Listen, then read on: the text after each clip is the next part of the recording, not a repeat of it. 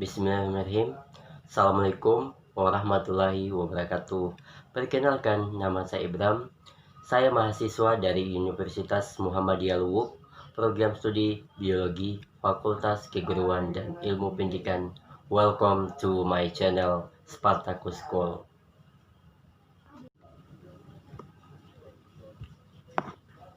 Baik, saya di sini akan menjelaskan materi singkat saya, yaitu jaringan embrional. Pertumbuhan dan perkembangan pada hewan dan manusia. Secara umum, pertumbuhan dan perkembangan pada hewan tidak berbeda jauh dari pertumbuhan dan perkembangan pada manusia.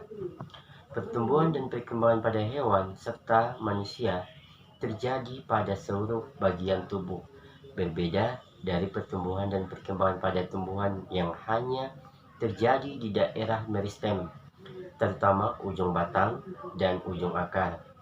Pertumbuhan dan perkembangan pada hewan serta pada manusia terdiri atas dua tahap, yaitu tahap pertama embrionik pada saat dalam kandungan, tahap kedua pasca embrionik setelah dilahirkan.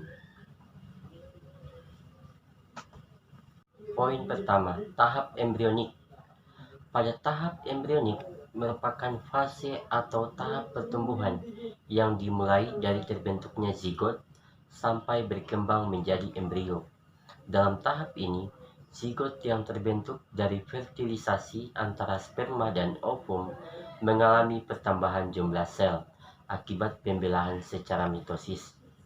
Sementara itu, perkembangan zigot ditandai dengan adanya spesialisasi dan diferensiasi sel-sel jaringan untuk membentuk organ-organ individu yang utuh.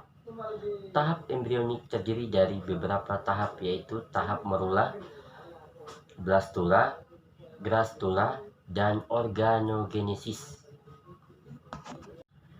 Tahap pertama yaitu tahap morula. Pada tahap ini, zigot mengalami pembelahan mitosis berulang kali menjadi 2, 4, 8, 16, 32, dan 64 sel.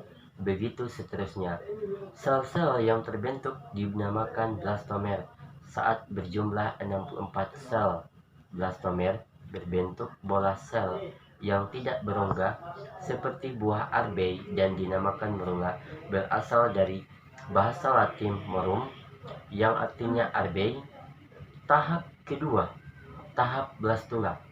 Pada tahap ini, sel morula terus membelah, akhirnya membentuk suatu bola sel berongga yang berisi cairan dan dinamakan blastula.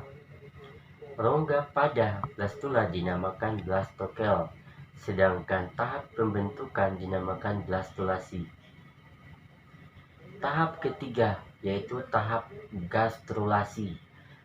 Gastrulasi merupakan tahap pembentukan gastrula yang merupakan hasil pertumbuhan dan perkembangan blastula. Pada tahap ini, blastula mengalami pelakukan atau invaginasi sehingga terbentuk rongga gastrosel. Lubang tempat pelekukan disebut blastopor yang akan berkembang menjadi anus pada tahap akhir. Gastrulasi akan terbentuk 3 lapisan embrional, yaitu ektoderm bagian luar, mesoderm bagian tengah, dan endoderm bagian dalam.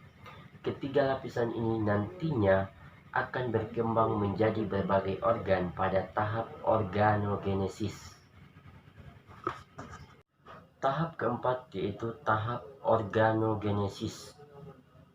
Organogenesis adalah proses pembentukan berbagai organ tubuh yang berkembang dari 3 lapisan saat proses gastrulasi. Pada tahap ini, sel-sel mengalami diferensiasi dan spesialisasi, yaitu proses perubahan dan pendewasaan jaringan embrional menjadi beragam jenis jaringan lain dengan fungsi yang berbeda. Lapisan ektoderm berkembang menjadi rambut, kulit, sistem saraf, dan indera. Lapisan mesoderm berkembang menjadi otot, rangka, alat-alat reproduksi, alat-alat peredaran darah, dan alat-alat ekskresi. Sedangkan endoderm berkembang menjadi alat-alat pencernaan dan alat pernapasan. Diferensiasi dan spesialisasi jaringan embrional akan menghasilkan berbagai organ hingga akhirnya terbentuk embrio secara lengkap dan utuh. Proses pertumbuhan zigot menjadi embrio akhirnya berkembang menjadi janin atau fetus. Proses tersebut berlangsung di dalam rahim atau uterus induk betina. Masa pertumbuhan janin disebut dengan kehamilan atau gestasi pada manusia. Masa kehamilan sekitar 9 bulan. Jika usia kandungan sudah cukup, maka janin akan dikeluarkan dari dalam uterus melalui proses kelahiran. Baik, itulah materi singkat saya. Lebih dan kurangnya saya mohon maaf. Wabillahi taufiq wal hidayah. Wassalamualaikum warahmatullahi wabarakatuh.